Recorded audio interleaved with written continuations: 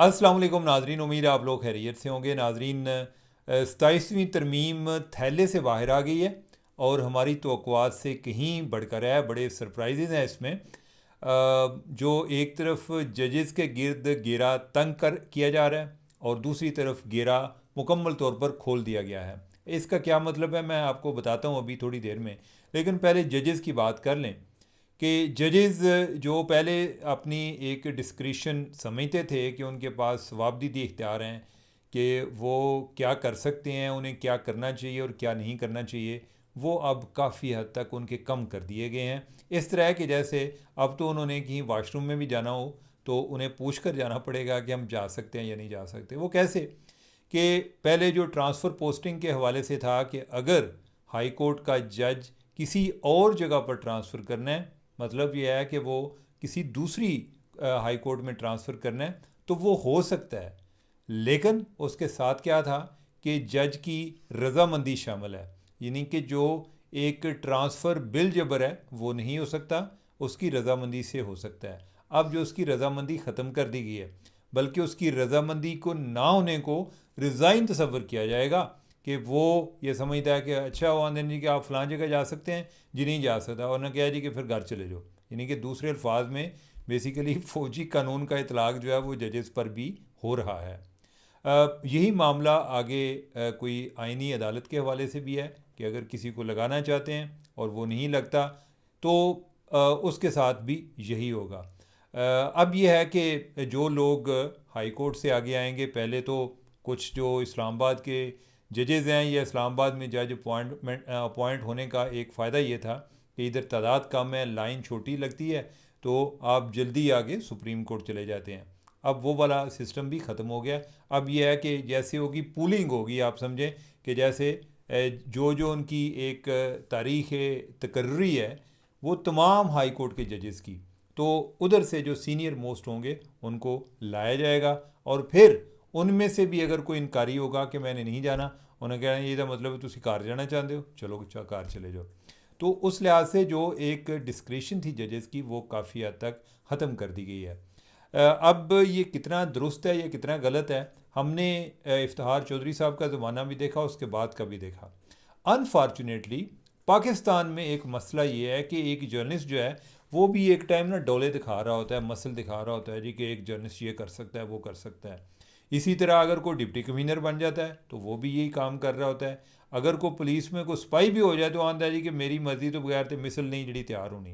वो भी अपना जो है ना, हर बंदा अपनी पावर को देख रहा होता है कि हाउ टू एक्सरसाइज इट, और ये चीज़ आगे हर शोबे में ऊपर जाती है और जज साहबान में भी जाती है। जज साहबान जो हैं वो समझते हैं कि बस हमारे पास तो अल्लाह मियाँ है, यानी कि हम जो इधर करेंगे तो वो तो आप नहीं चेंज कर सकते। जो लोग सुप्रीम कोर्ट में गए उन्होंने भी यही तसव्वुर किया जी कि हम तो चाहें तो एक मिनटों में जो एक प्राइम मिनिस्टर है उसको फ़ारग करके घर भेज सकते हैं। ये क्या प्राइम मिनिस्टर है, कहते हैं जी कि वो अवाम का नुमाइंदा है, ये हमारे पास जो इख्तियार है हम ये भी कर सकते हैं।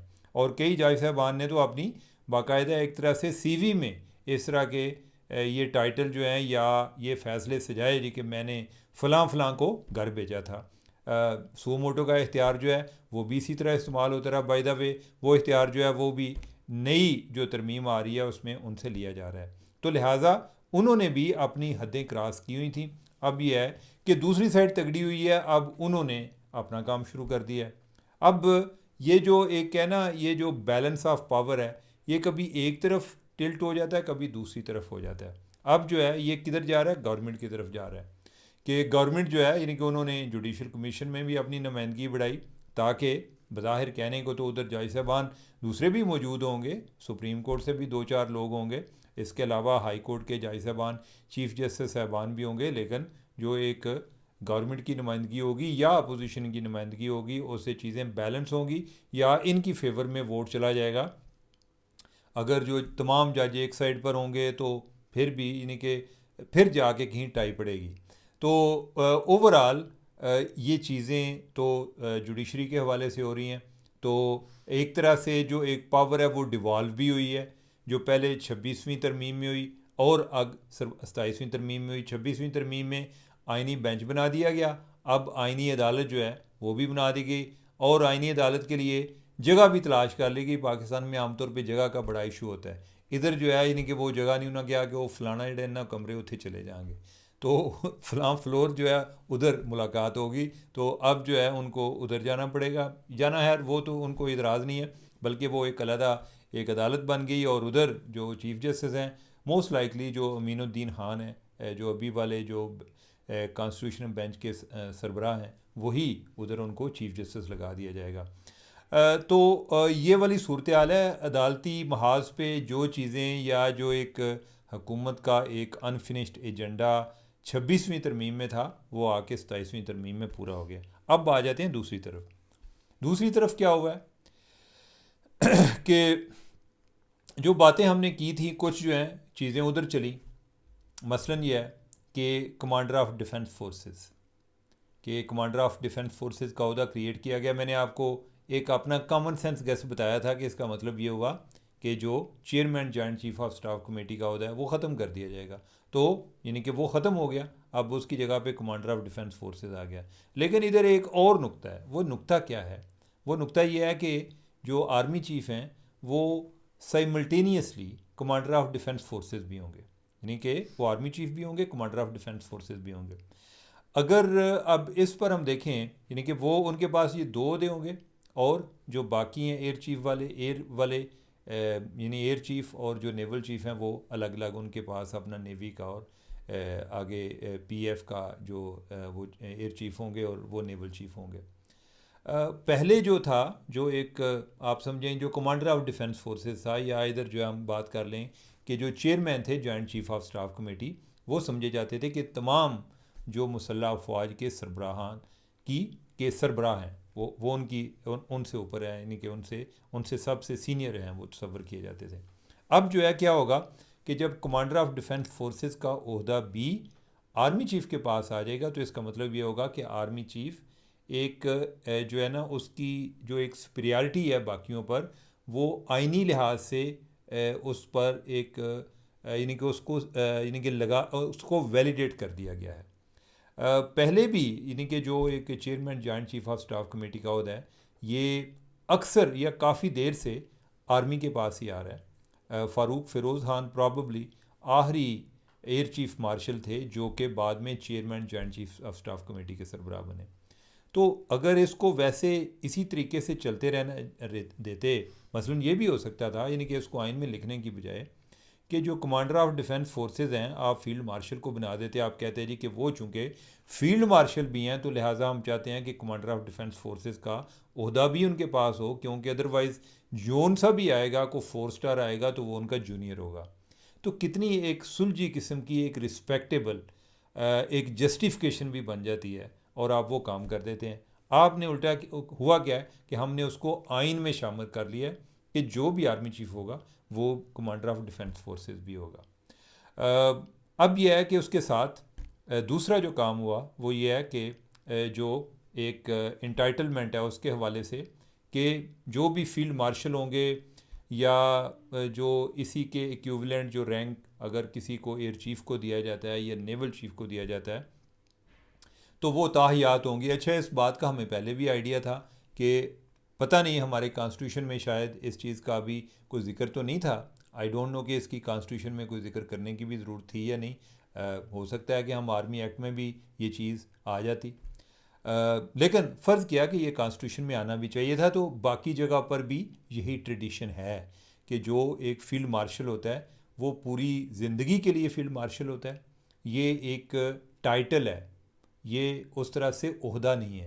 यानी कि जो एक ओहदा होता है जो कि एक ख़ास मुद्दत के लिए होता है, एक टाइटल है, एक रैंक है, आप कह लें, और ये पूरी ज़िंदगी यूनिफॉर्म पहन सकता है। यानी कि ये इसका फील्ड मार्शल के बारे में यही तस्वर किया जाता है। लिहाजा उसको आपने डाल लिया, उसमें प्रॉब्लम नहीं है। लेकिन साथ ही है कि एक और चीज़ कि अगर किसी ने फील्ड मार्शल का रैंक उससे हटाना है, यानी कि उससे रैंक वापस लेना है, रिमूव करना है, तो उसके लिए आपको पार्लियामेंट से उसकी मेरे ख्याल 2/3 अक्सरियत से उसको रिमूव करना पड़ेगा। इसका मतलब ये है कि ये कोई कर ही नहीं सकता, और मेरे ख्याल इसकी नौबत भी शायद कभी ना आती, इसको भी लिखने की ज़रूरत नहीं थी। यानी कि कोई चीज़ें कि जो मेरी नज़र में गैर ज़रूरी हैं, ठीक है, यानी कि जिससे कोई नेक नामी में इजाफा नहीं होता बल्कि बाज़ औक़ात इसका गलत असर जाता है।